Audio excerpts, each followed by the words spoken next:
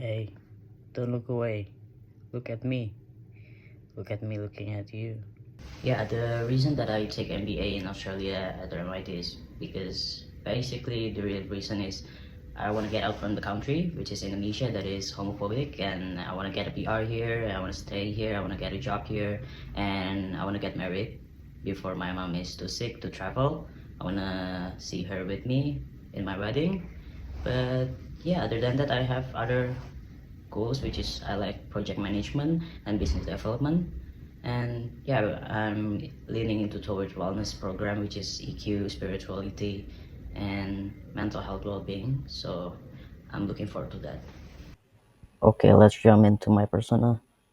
I'm 26 years old. I'm a former medical project officer and social media marketing manager for 2 years. I'm interested in project management, business development, and wellness. And I currently working on getting a part-time job. And I dream about build a wellness studio because I was working in Indonesia and I work in wellness company. Basically, we integrate physical health, mental health issues, and then we also integrate spirituality, which is not always about religion. We build uh, emotional intelligence and then how we cope with things at work, at personal relationship also. And my goals is to create a safe, fulfilling life in Australia, advance my career in project management and wellness development. And I'm a family person, especially I love my mom. I will honor my mom legacy through meaningful social impact, which I will build a school called Alfa, which my name and her name. And I like to cultivate authentic leadership that bridge vulnerability, courage, and action. So this is my empathy map. So basically, I want to find a job and make my mom see my success because she deserves it. And I dream about building a school, like what I said, and I want my mom to be able to see my wedding because I'm a hopeless romantic. And I always think like, how could I balance ambition and vulnerability, and know my courage because I always been like such a assertive.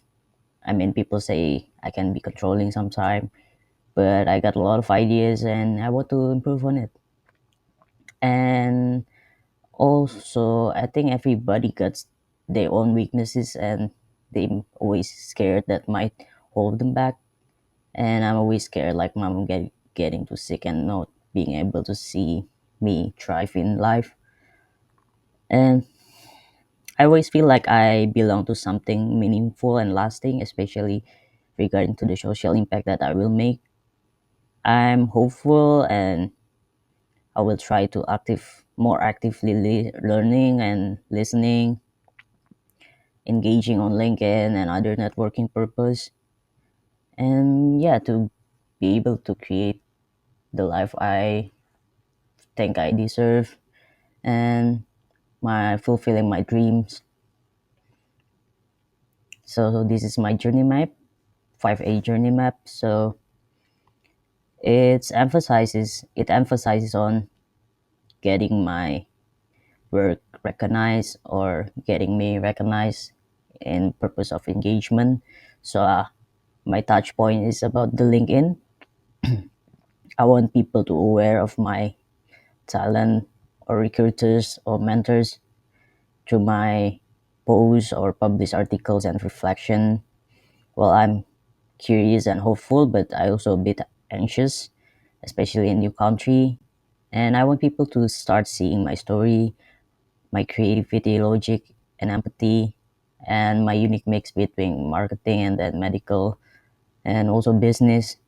And I will create a personal website, storytelling posts, and yeah, I feel inspired and connected.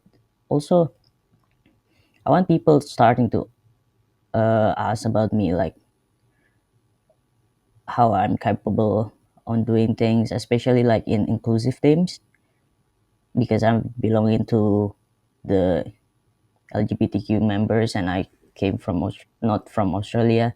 I'm from Indonesia, and I want people to start acting on it to interviews or I don't know, like some kind of projects because I love projects and I love growing myself more. And I want people also to advocate me, uh, speaking the good words about me, and then I feel proud and grateful no matter what journey I am. It's easier for me to find my strengths than my weaknesses. So last night I called my ex-girlfriend and yeah, I asked her about my weaknesses and these are the inputs, and she already with another guy. That's why we're exes now, I guess, because of my weaknesses. So yeah.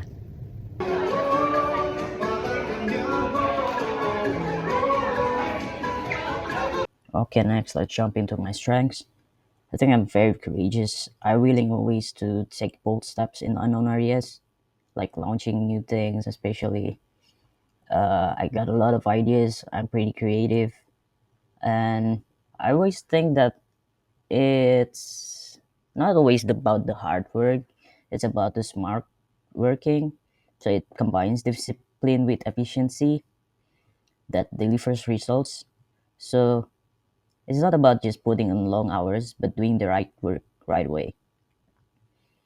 And empathetic, I think myself as an effective, I can be empathetic and then foster interpersonal warmth and connection.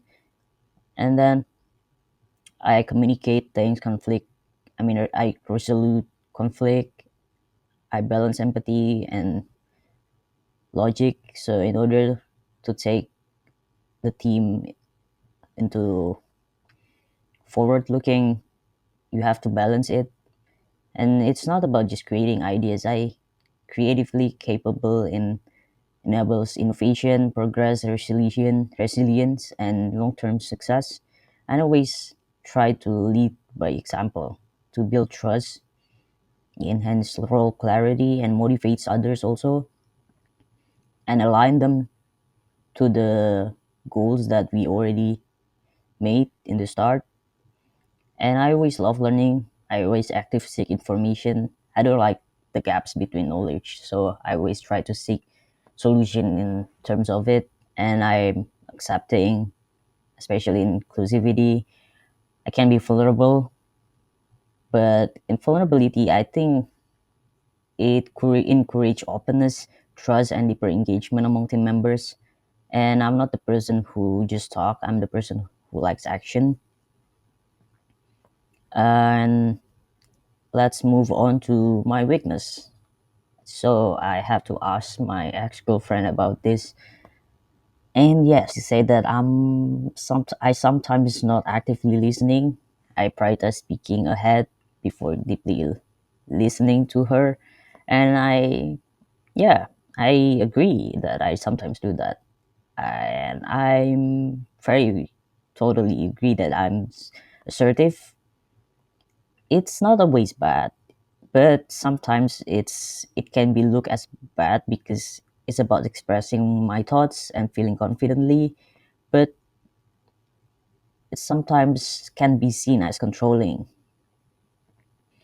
Also, I'm overly direct with how I speak, which can lead to the assertive and then active listening, the lack of active listening, and then overly direct can be seen as self-centered.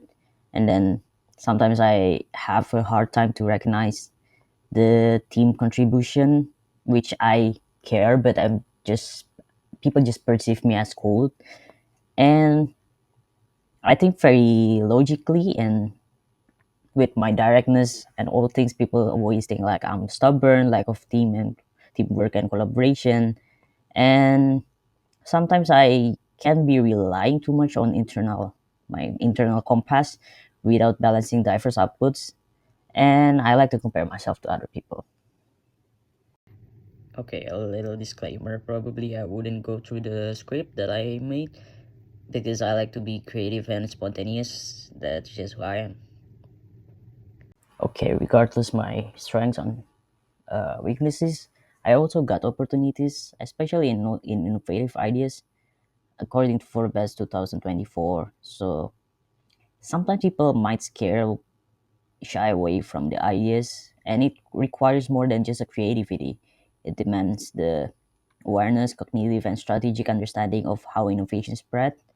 And I think myself as a innovator, I always get creative ideas, and then I can roll also with tight deadlines, and complex problem solving. And I always appreciate others in terms of teams, and always want to inspire others. We grow together, hand in hand, and then especially like I always create unique solutions that differentiate my work.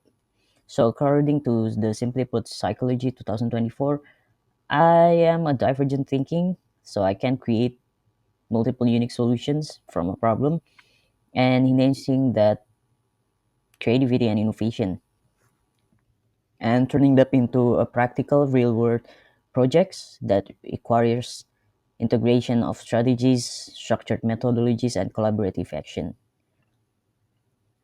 And I gained this from the psychology tips. So basically, it's create active concretization, not just about the ideas, but turn it into practical real world projects. But in terms of my weaknesses, I also may miss key feedbacks that cause misalignments with my team and then potential conflict about the group harmony and missed opportunities and come across as pushy or insensitive and the risk of damaging relationship in teams. And because of my demanding and controlling sense sides of me, I can make a biased choice and not considering the broader perspective because what I think is the best. And I also like to compare myself to others, and it can also lead to self-doubt or anxiety that reduce my confidence. Okay, next to the those analysis. While I highly proactively, it's not just about transform personal insight into purposeful action, but by leveraging strengths such as my creativity, empathy, integrity, I can advocate for innovation, lead by example, and build inclusive high trust teams.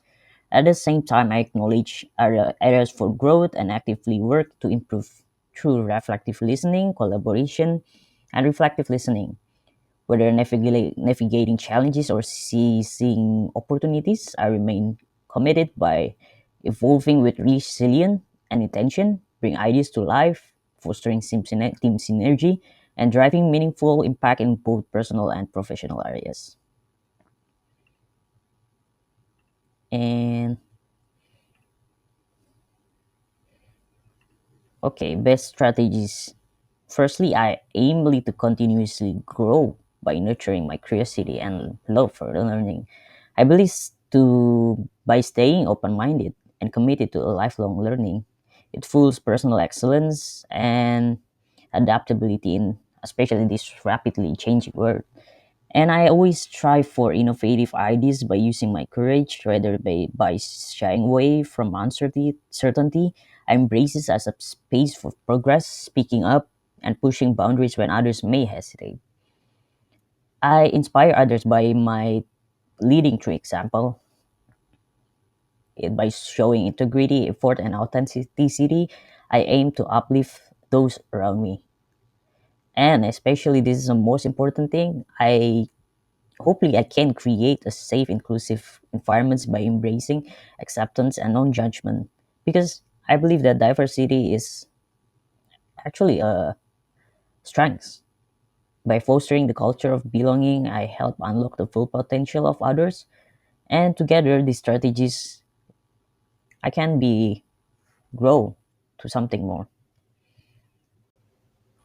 So, how might myself, especially I lack of active listening and inclusive decision making, in order to create a life in Australia that aligns with my personal values, family needs, and passion for project management and wellness development. In order to do that, I create these SMART goals and to expand my LinkedIn network and personal brand consistently by sharing insights And then it's measurable, but by at least 10 new connection per month, or it can be more, and publish at least one post each month. And it's attainable because I create engaging content based on my experience, authentic reflection, and it's about the life reflection and experience. And it's relevant because it supports my goals in wellness and project management. And you also like building a future impact, like how I want to build a wellness studio. And I will maintain this routine every month for the next 18 months. Okay, next to the Gantt chart. In phase one, I focus on my MBA studies, personal growth, posts in LinkedIn, gain more connection, and need to be as a basis and the main focus why I'm in Australia. It's my journey, which is personal growth, and I also don't forget about finding the love of my life since I'm a hopeless romantic. In phase two, I focus on getting certification license that I might need for my journey here, such as first aid to boost my medical related work field, Victoria driver license to enhance my capability in transportation and in getting a job. I will also start planning on the wellness program that might be intriguing in the Australian market. And in phase three, I focus on the wellness program that I dream, but it could change over time. Just focusing the idea on how I want to make a business here.